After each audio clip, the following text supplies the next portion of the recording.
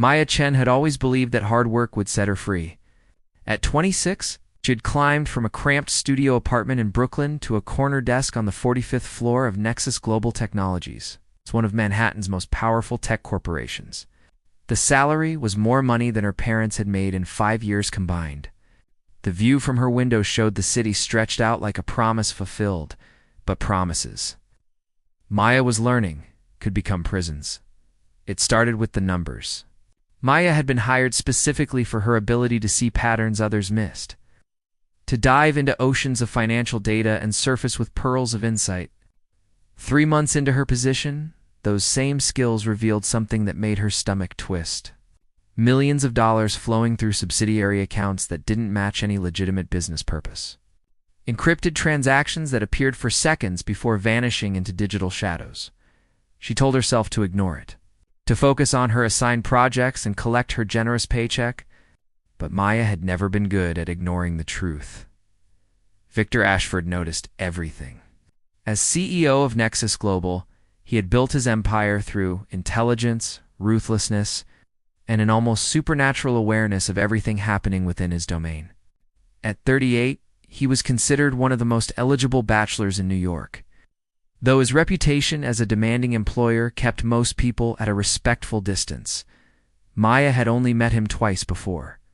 Once during her interview, where his dark eyes had studied her with an intensity that made her forget her practiced answers.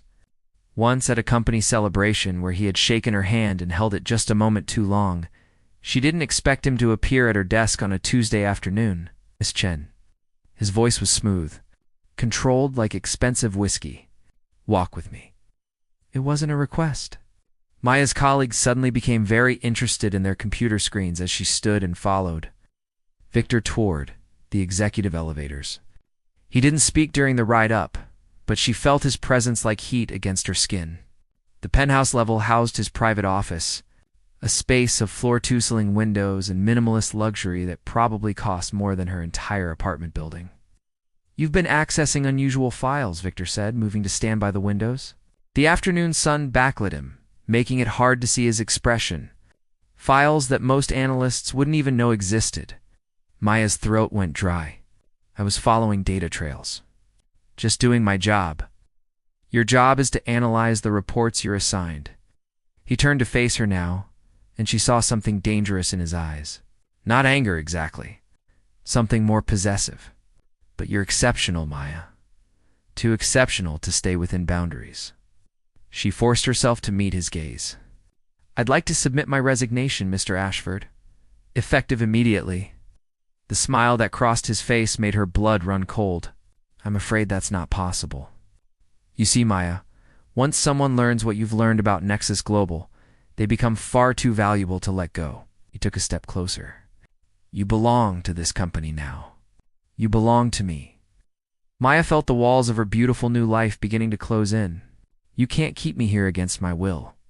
That's illegal. Illegal is such a limited word. Victor moved closer still, invading her space with calculated precision. Tell me, Maya, how is your brother Marcus? Still at Columbia? On that academic scholarship? It would be unfortunate if questions arose about his enrollment status. Her heart stopped. You wouldn't. I would do whatever necessary to protect what's mine. His hand reached out, fingers ghosting along her jaw in a touch that was both gentle and threatening. And make no mistake, Maya Chen. You are mine now. The sooner you accept that, the easier this will be for everyone you love. When she finally left his office, Maya's hands were shaking so badly she could barely press the elevator button. She had walked into that building thinking she was free. She was starting to understand she had simply traded one cage for another. And this one had locks she couldn't see and a keeper. Watched her every move with eyes that promised he would never let her go. The following week, Maya discovered the true extent of Victor's control. Her apartment had new locks she hadn't requested. Her phone showed signs of monitoring. When she met her best friend for coffee, the cafe was suddenly closed for renovations. Every aspect of her life was being systematically isolated. Victor summoned her to his office 3 times that week. Each meeting felt like a dance between professional distance and something far more intimate. He asked about her childhood, her dreams, her fears. He knew details about her life she had never shared with anyone at work. "Why are you doing this?" Maya demanded during their fourth encounter, this time over dinner at an exclusive restaurant he had reserved entirely for them. Victor set down his wine glass, his dark eyes fixed on her with unsettling intensity. "Because from the moment you walked into my building, I haven't been able to think about anything else." His confession was delivered without shame. "I've built an empire, Maya. I have everything a man could want, except you." "I'm not something you can acquire," she said, but her voice wavered. "Everyone can be acquired. The question is just finding the right price." He reached across the table, his fingers closing around her wrist. "Not painful, but firm. Possessive. I know about your father's medical debt, your brother's tuition, your mother's dream of opening that bakery. I could make all of that disappear with a single phone call." Maya pulled her hand back. "That's blackmail. That's business." Victor leaned back, studying her like she was a puzzle he was determined to solve. "But I'm not unreasonable. Work for me. Stay close. Let me take care of you, and everyone you love prospers. Fight me and watch everything you've built crumble." That night, Maya received a text from an unknown number. "Conference room 1 to B, midnight. You need to see this. A friend." She found Liam Parker waiting there, a junior executive she'd exchanged pleasantries with in the break room. His normally confident demeanor was replaced with nervous energy.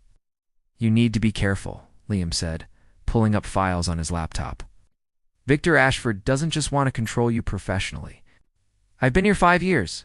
I've seen this pattern before." Showed her photographs, documents, restraining orders from women who had tried to leave the company. "He becomes obsessed. He isolates them. And when they try to escape, he destroys them." Maya felt sick. "Why are you helping me?" "Because I tried to help the last woman, and I was too late." Liam's jaw tightened. "Her name was Christina. She was brilliant, beautiful, and she made the mistake of catching Victor's attention. When she tried to leave, he had her blacklisted from every tech company in the country. Last I heard, she was working retail in Oregon under a different name."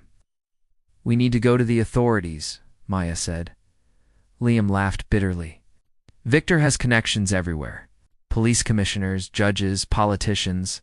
He donated $15 million to the mayor's re-election campaign alone."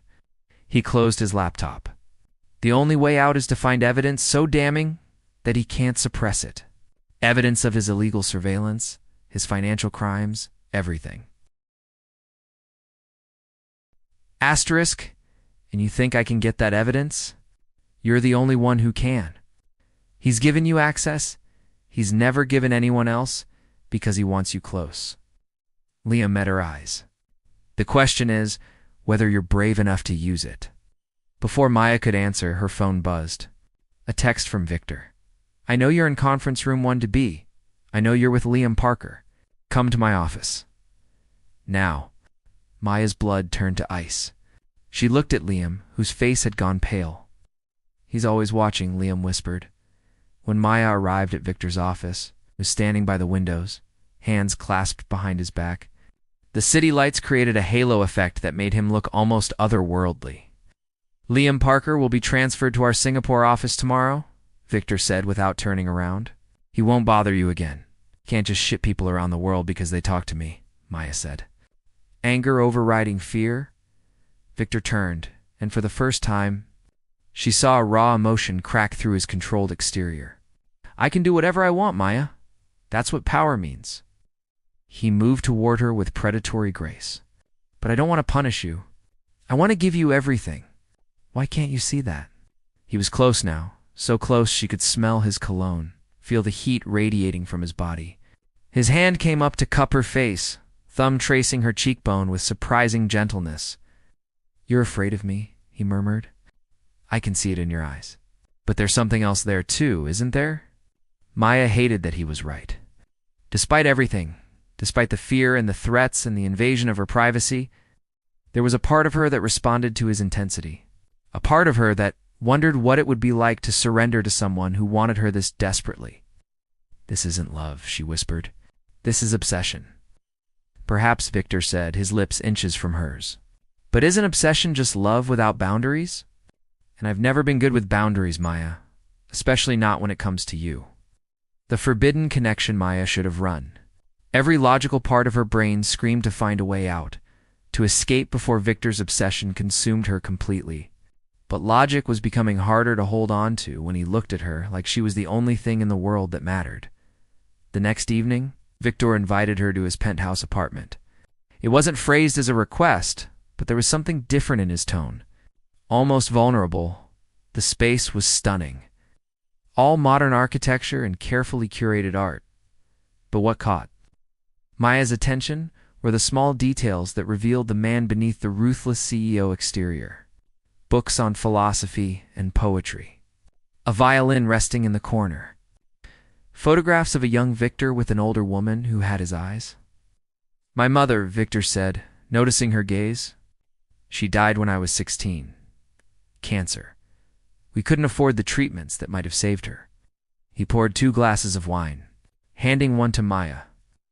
I built Nexus Global so I would never be powerless again. So I would never have to watch someone I loved suffer because I lacked the resources to help them. It was the most personal thing he'd ever shared. Maya found herself softening despite her better judgment. That doesn't excuse what you're doing to me, she said quietly. No, it doesn't. Victor moved to stand before her, setting his wine glass aside. But maybe it helps you understand why I can't let you go.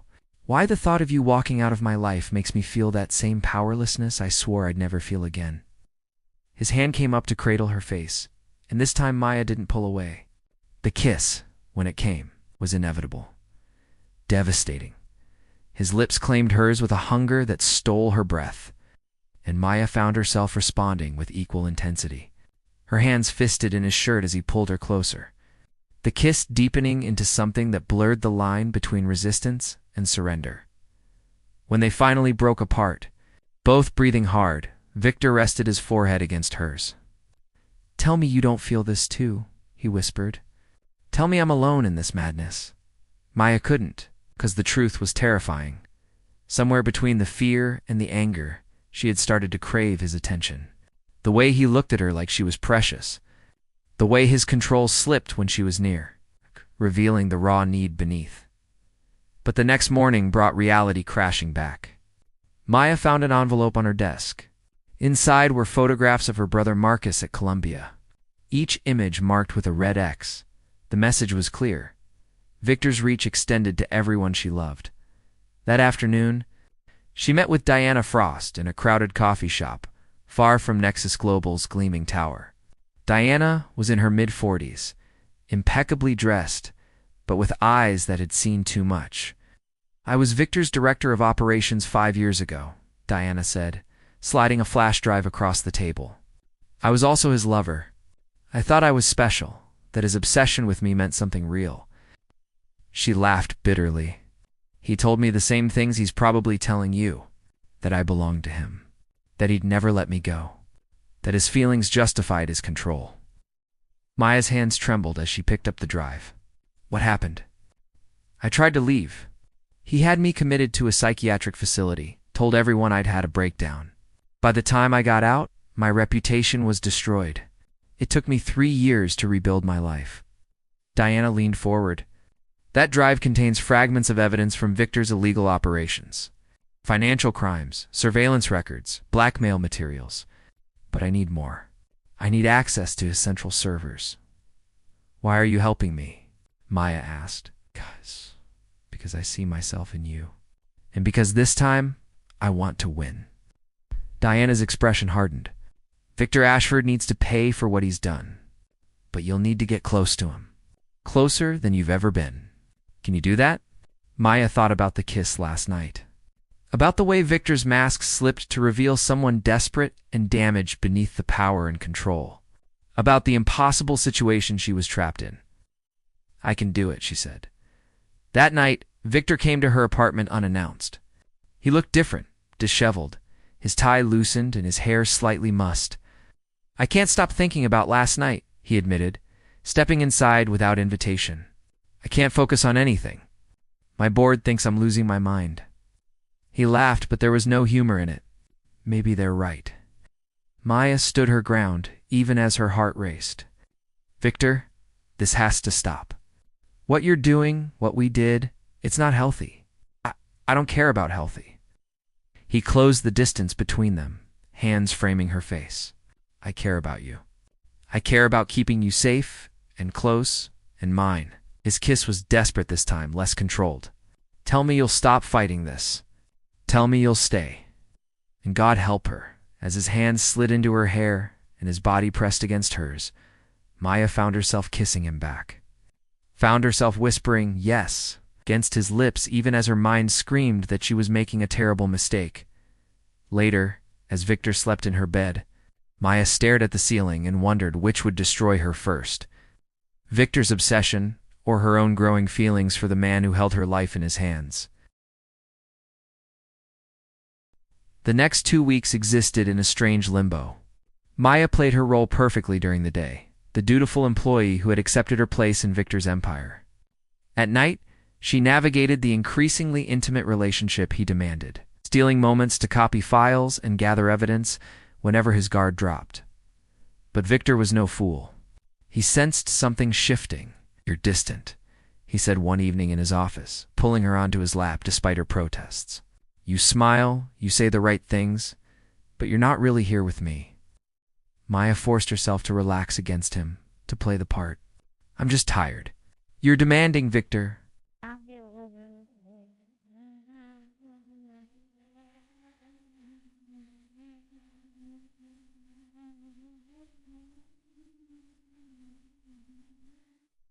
His arms tightened around her waist. I know I asked too much, but I can't help it. He pressed his face against her neck, breathing her in. You've become necessary to me, Maya, like oxygen, and that terrifies me. For a moment, Maya felt genuine sympathy for the broken man holding her. Then her phone buzzed with a text from Marcus. Some men came to my dorm asking questions about you. I'm scared. The sympathy evaporated into rage.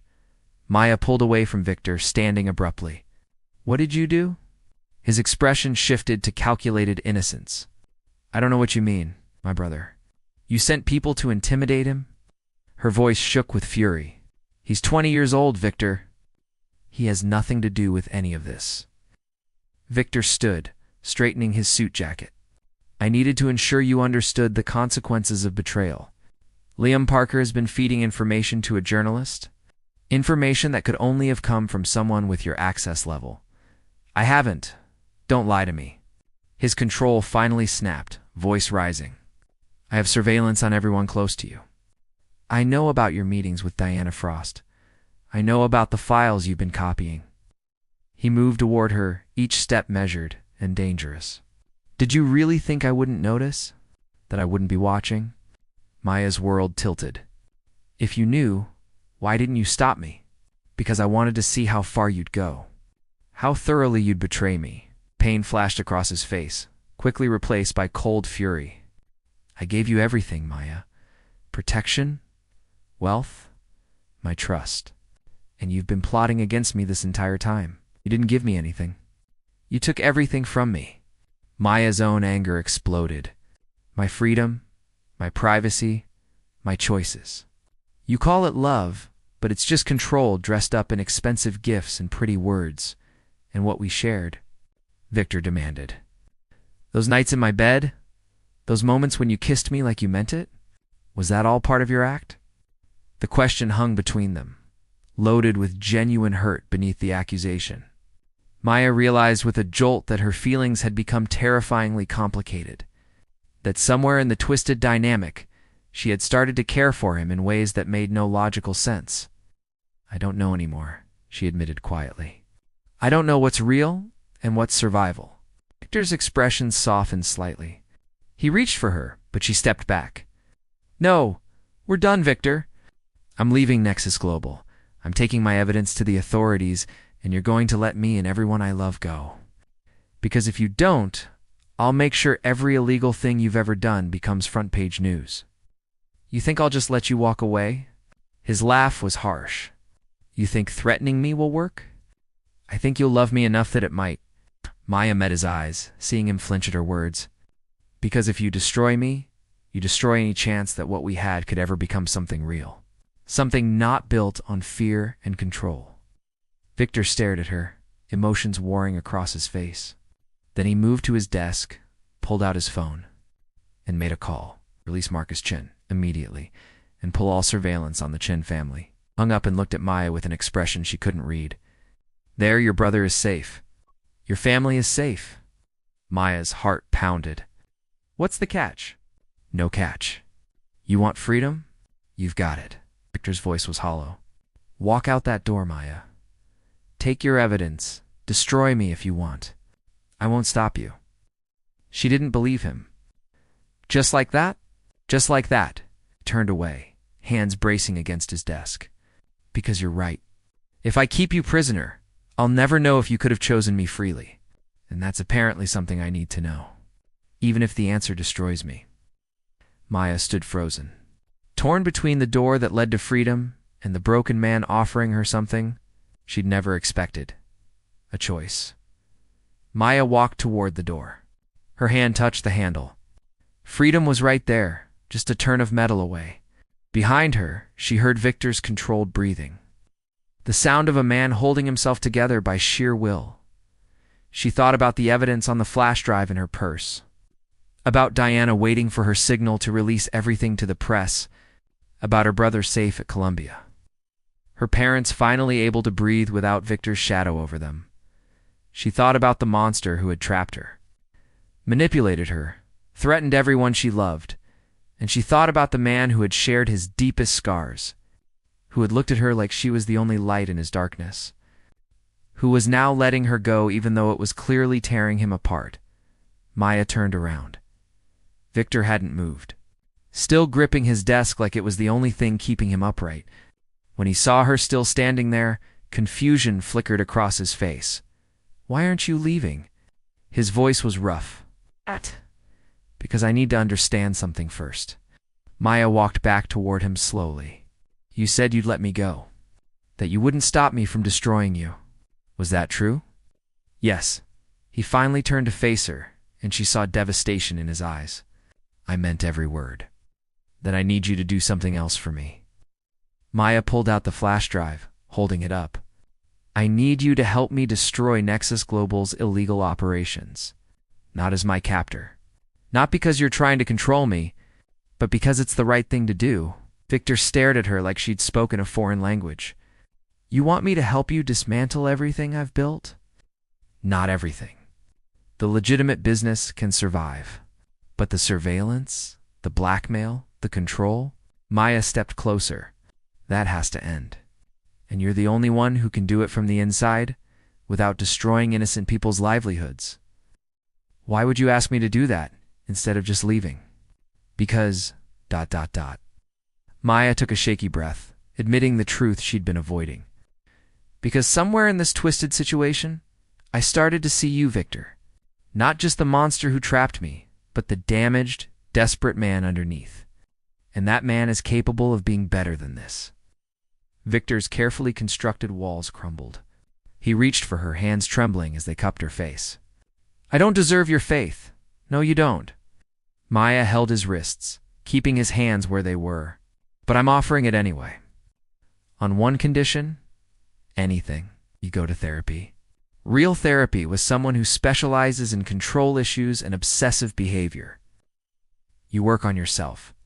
Genuinely work on becoming someone who can love without consuming. She searched his eyes. Can you do that? The silence stretched between them, loaded with possibility and fear. Finally, Victor nodded. I'll do it. I'll tear down every illegal operation. I'll get help.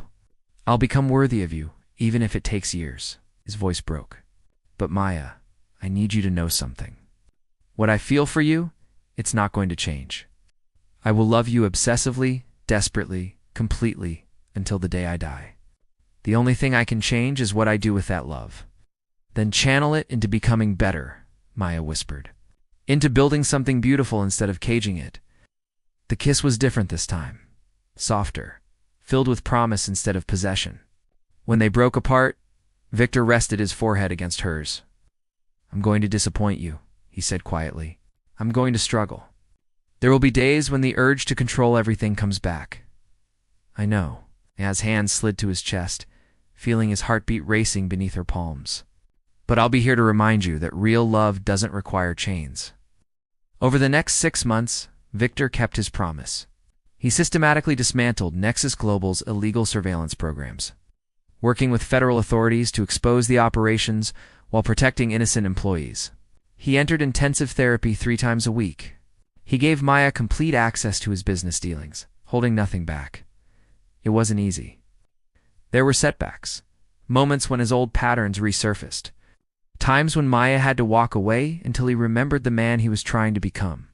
But slowly, painfully, Victor Ashford learned to love without consuming. Diana Frost dropped her lawsuit when Victor personally apologized and provided evidence to clear her reputation. Liam Parker returned from Singapore to become Nexus Global's new ethics officer. Marcus finished college without any shadows hanging over him. And Maya, she stayed. Not because she was trapped, but because she chose to believe in redemption. Because she saw the man Victor was becoming and decided that journey was worth witnessing. On their 1-year anniversary of that pivotal conversation, Victor took Maya to the rooftop of Nexus's tower. The city spread below them, glittering with possibility. "I have something for you," he said. Pulling out a small box, Maya's breath caught. But when he opened it, there was no ring inside. Instead, there was a key.